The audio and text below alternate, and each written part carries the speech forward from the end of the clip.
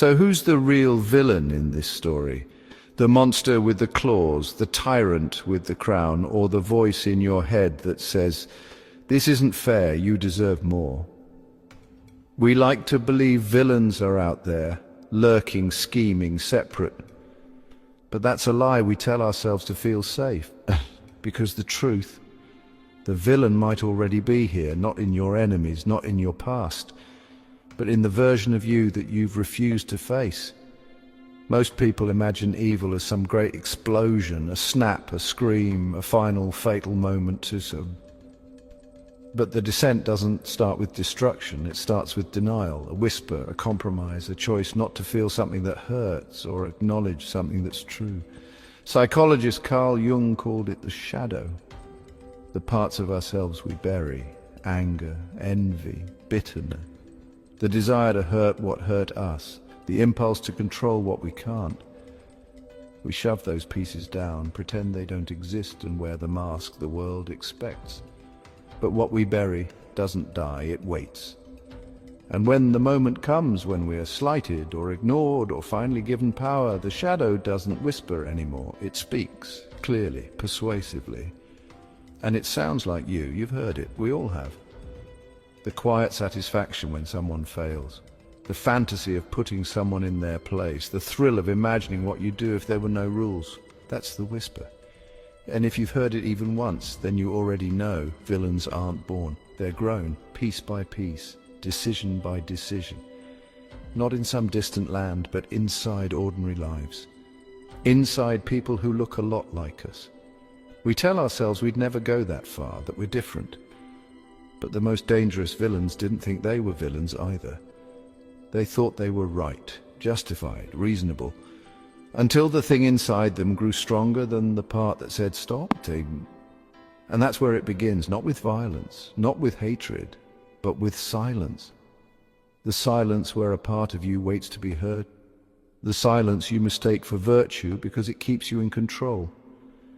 But silence can become a seed, and if you feed it with fear or hurt or pride, it grows into something you no longer recognize. So who's the real villain in this story? Maybe it's not the man behind the curtain. Maybe it's the part of you that stepped aside, looked away, and let the whisper become the voice. Because that whisper, it's still there. And the story has just begun.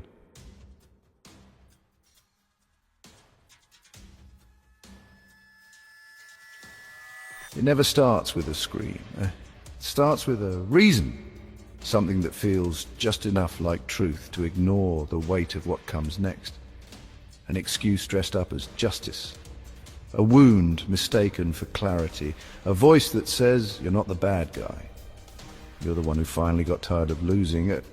And then, the first step, not a leap, just a shift. A decision that feels small, harmless, necessary. He told himself it was about protection, about fairness, about claiming what was his. But deep down, something else had moved. He liked how it felt to stop apologizing. He didn't have a name anyone remembered. He worked a job no one noticed. Showed up, stayed quiet, swallowed his pride until it began to burn. And one day he stopped swallowing. His name was Daniel. And if you knew him then, you would have called him decent, tired maybe, frustrated. But decent. That's what makes it dangerous, because Daniel didn't break. He shifted slowly, quietly. At first it was just withholding credit from someone who didn't deserve it. Then it was setting a trap for someone he knew would fall into it. And when they did, he didn't flinch. He felt something he hadn't felt in years, control. And once you taste control, it's hard to go back to swallowing. In 1971, a psychologist ran an experiment. Stanford, a mock prison.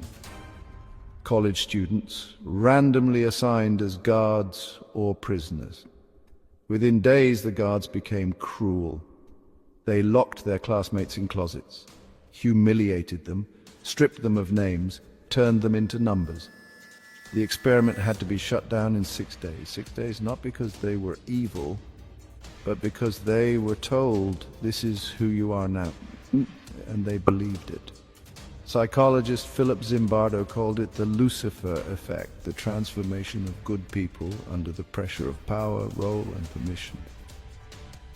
It doesn't require a villain's heart, just a system that looks the other way, and a person who stops asking questions with it. But that's not where it ends, because the mind won't let you see yourself as cruel. So it builds a story, a myth, a narrative that paints every action as necessary, strategic, even noble. Psychologist Albert Bandura called it moral disengagement, the way we rewrite our actions to stay the hero of our own story. It's not vengeance, it's discipline, it's not manipulation, it's leadership, it's not personal, it's just business. And Daniel, he kept going, he got better at it, sharper, more composed. He became the one people feared, then followed, not because he was loud, but because he never flinched. If you'd asked him, he wouldn't have called himself a villain. He would have said he was realistic, focused, efficient. But the truth, he had forgotten who he was. And when you forget who you were, you stop noticing what you've become. So who's the real villain in this story? Maybe it's not the one who snapped. Maybe it's the one who kept choosing again and again to believe that control was more important than conscience. And if you've ever felt like Daniel, if you've ever wanted to stop swallowing and start striking, then you already know how close the edge really is, and how easy it is to keep walking.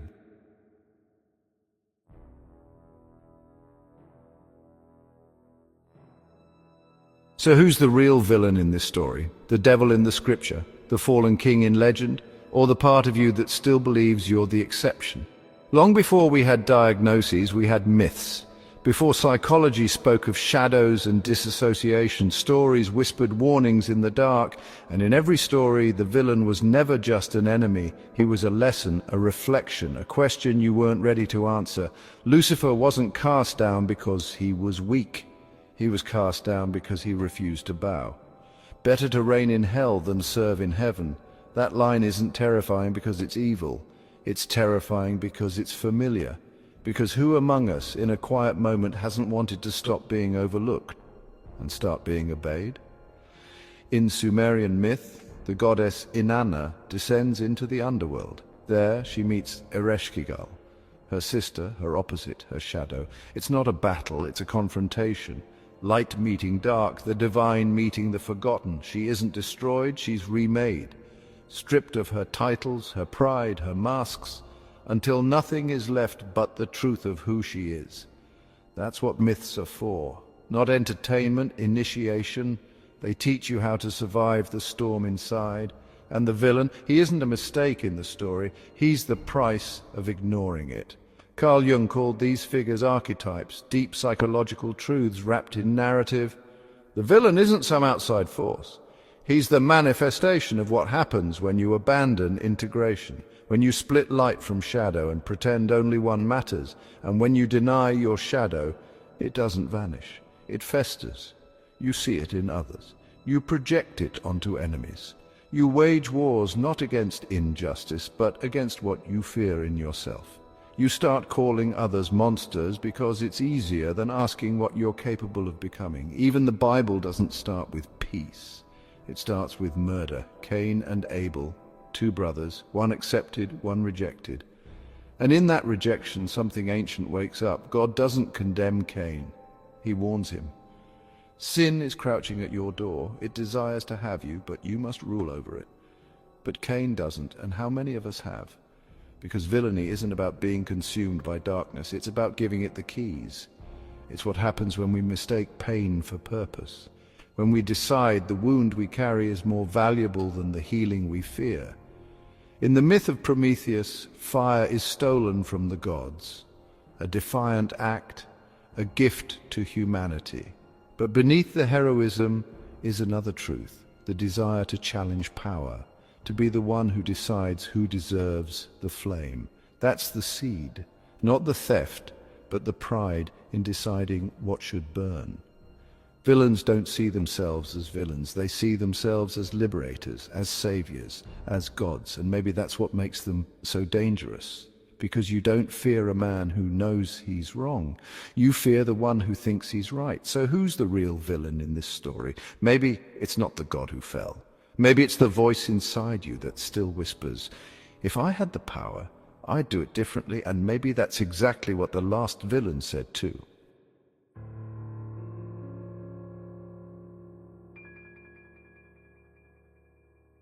So who's the real villain in this story? The one who pulled the trigger? Or the one watching from the dark thinking, I get it, you don't have to say it out loud, but it's there. That moment in a film, in a book, in a headline, when the villain says something so sharp, so painfully honest, that you find yourself nodding. Not because you agree, but because something in you has felt that same heat. That's the crack in the mirror. We're not drawn to villains because they're evil. We're drawn to them because they stop lying. They let the mask fall. They say the quiet thing out loud. And in a world obsessed with pretending, that kind of honesty feels like power. In 2020, a study confirmed it. People weren't identifying with heroes. They were identifying with villains, especially the ones who reminded them of themselves. If you saw yourself as cunning, you leaned toward the Joker. If you prized ambition, Voldemort made sense. It wasn't about admiration, it was about recognition. The truth is, we don't always want to be the hero. The hero plays by the rules. The hero gets hurt, the hero waits. But the villain takes, speaks, moves. And when you've spent your life being told to be quiet, be kind, be patient, watching someone say enough becomes electric. But here's the danger. Because fiction is safe, we think the identification is harmless. But every time we cheer for vengeance, or laugh at cruelty, or whisper finally when someone breaks the rules, we're feeding something. Maybe not enough to destroy us, but enough to change what we tolerate, what we celebrate, what we become. Frankenstein's creature wasn't born a monster. He was made one by rejection, by isolation, by the refusal of others to see his humanity. I am malicious, he says, because I am miserable. And in that line, we don't see a monster. We see ourselves when we were most alone. That's the secret no one wants to admit. The villain isn't always evil. Sometimes he's just the one who finally broke. And if that scares you, it should, because the longer you stare at him, the more familiar he looks. Not because you are him, but because you could be. You felt the same hunger, the same hurt, the same desire to make someone pay or finally listen or see you. You've thought it. Maybe you've whispered it. Maybe you've stopped yourself just in time. Or maybe you didn't. And that's where the mirror becomes dangerous, because villains don't arrive with fangs. They arrive with reasons, with wounds, with stories that sound a lot like yours. So who's the real villain in this story? Maybe it's not the man with the plan. Maybe it's the part of you that watched him fall and wondered what it would feel like to let go just once and stop pretending you were any different.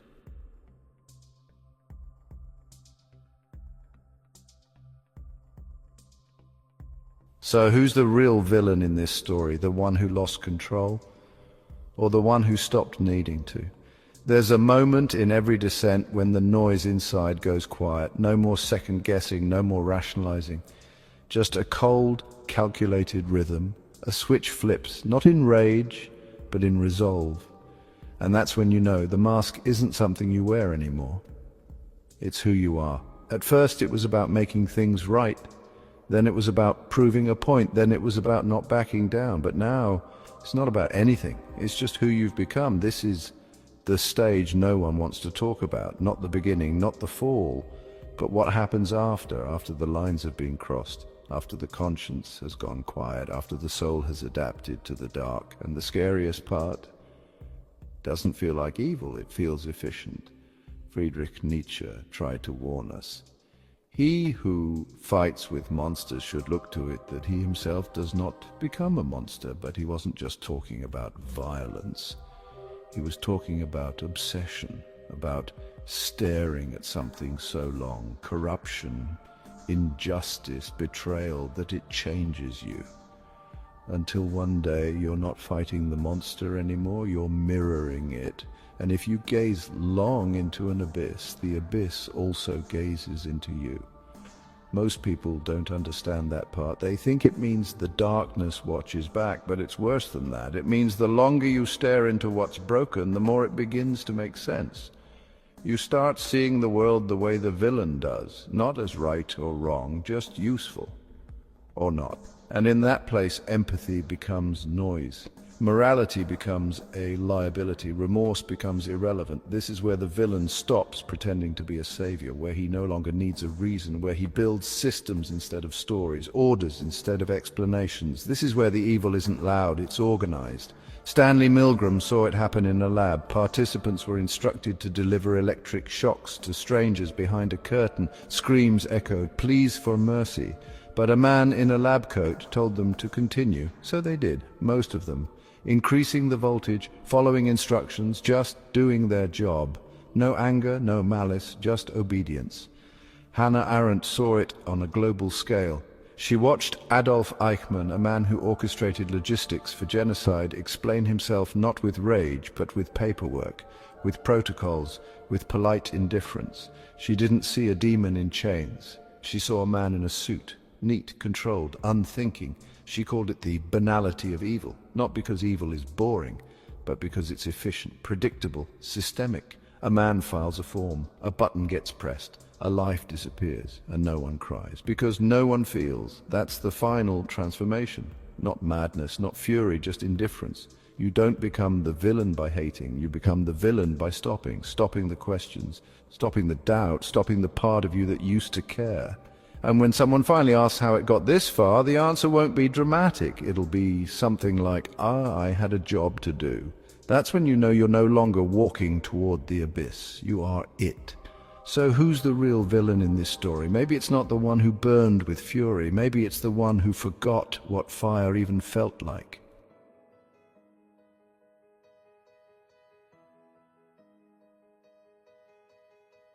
So who's the real villain in this story? The one who couldn't be saved, or the one who never tried? Every story ends somewhere, but not every story ends honestly. Some villains fall in battle, some vanish into legend, some are destroyed by the very thing they created. But the ones that stay with us, the ones that haunt us, are the ones who understood, even for a moment, what they had become, because the greatest tragedy isn't doing wrong. It's realizing you didn't have to. We talk about redemption like it's a destination, like it's a soft light waiting at the end of a tunnel, but that's a lie. Redemption isn't poetic, it's brutal. It requires something villains rarely give: truth. The truth about what they did, why they did it, who they hurt, and the part of themselves they silenced to get there. There are stories of those who faced that truth, not many, but enough. A man who led with blood and died trying to clean it. A killer who taught others how to walk away from hate. A monster who stopped pretending and spent the rest of his life speaking to children about peace. Not saints, not heroes, just men who finally said no more. They didn't erase what they did, they carried it. And that weight, that willingness to feel again, is what made them something more than villains. But most don't get there because it's easier to stay the monster, to hide behind power or fear or silence. It's easier to double down, to convince yourself that your story is done, that your mask is who you are now. But that's never true, because even in the darkest myth something remains. A crack, a flicker, a choice. Cain was marked after he killed his brother, not just as a curse, but as a reminder that you don't walk away from what you've done. You carry it, you answer to it, you live with the weight, and sometimes you make it mean something. You've seen the descent, you've walked through the shadow, you've looked into the eyes of those who stopped feeling, and now you've looked into the mirror. And maybe you've seen something you didn't want to. Good, because seeing it means you're still here. The villain doesn't begin with evil.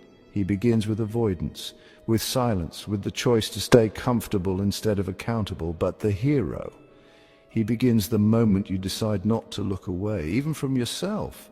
So if you've made it this far, there's one question left. What now? You've seen the story, felt the pull. You know how close the edge really is. And if that voice inside you still whispers, "That could have been me," then listen to it, because that whisper is your chance. The shadow will always be part of you, but it doesn't have to rule you. Name it, face it, use it, not to harm, but to understand, to see others, to protect what matters, to build something instead of burn it, because the greatest rebellion isn't rage, it's responsibility. So who's the real villain in this story? Maybe it's the one who saw the truth and did nothing, and maybe, just maybe, say, it won't be you. If this made you feel something, don't keep it quiet, share it, because someone else is standing at the edge, and one story can be all it takes to pull them back.